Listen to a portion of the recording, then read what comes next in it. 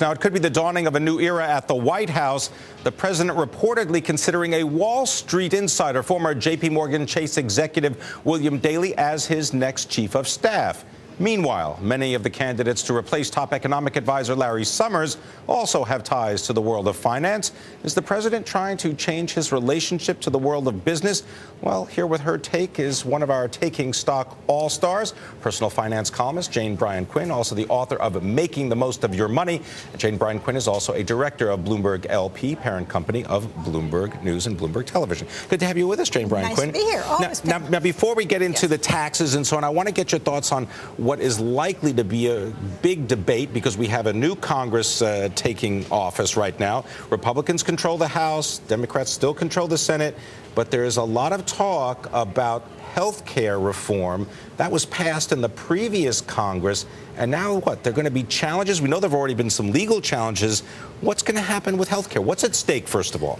What's at stake is not only the health insurance of 50 million people who are uninsured, but also what's at stake are the existing reforms that have been made already. I mean, so the House is going to try to repeal it.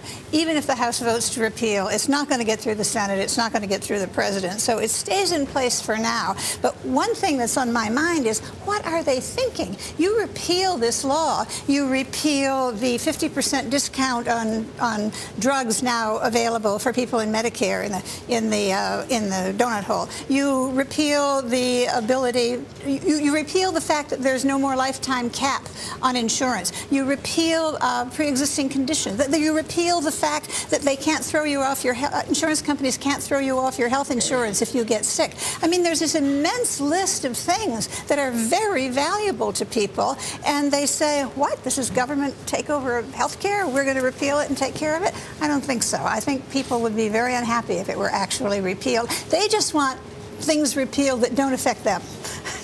So what do you think is going to happen? Do you think that while you say that this might not get passed by the Senate, maybe get passed by the House, this repeal, does this end up going to the Supreme Court? Because there were two court cases recently, as we were just discussing. Western Virginia, a judge there saying, no, it is constitutional. A judge in Eastern Virginia saying, no, it's unconstitutional. Does this end up getting decided by the Supremes? I wouldn't be a bit surprised. Well, there's two things here. First, what the court cases are after is the individual mandate that says you have to buy, if you're uninsured and you don't have a company plan, you have to buy health insurance or else pay a fine. That's really the main thing that they're after, and that's the main thing that has been addressed by the courts, although also increased funding for Medicaid is being addressed by the courts. So, it is not unlikely that the Supreme Court might say that piece of it is in fact unconstitutional. I mean, Scalia just yesterday said that there's no constitutional protection for women in equal rights because the founders weren't thinking of it. So you can be pretty sure that Scalia is a vote for overturning this health care thing, because I don't think the framers were thinking about health care either when they wrote the Constitution.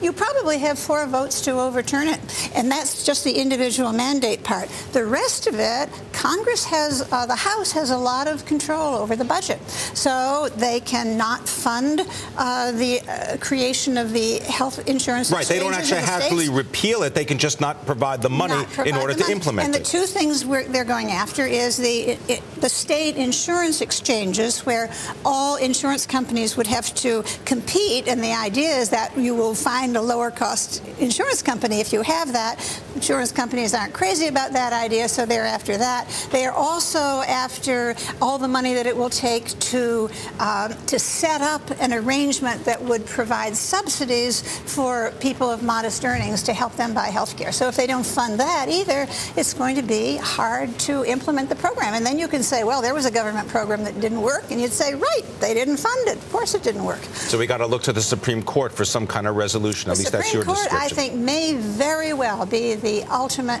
one that may overturn the individual mandate. The rest of it, after that, the rest of it follows. If you overturn the individual mandate one way or another, then you can't have something that says you have to be taken on. Well, you don't change the actuarial tables in order to include people that typically wouldn't want insurance, and they tend to be people that feel that they don't need it. So that would actually help the pool by changing the actuarial tables to include them. No, I mean, much of the health care reform would crumble if everybody doesn't have to be in the pool, because you can't tell the insurance companies that they have to take people with pre-existing conditions if you don't have healthy people in the pool. So when you're looking at everything that has been done to help the uninsured, that depends on an individual mandate. If that goes, then the rest of it goes, and we're back at square one. Or maybe we're back at the argument that there should be Medicare for all, and that's the only constitutional way of doing it. What do you think about the president's restocking of his cabinet, as well as the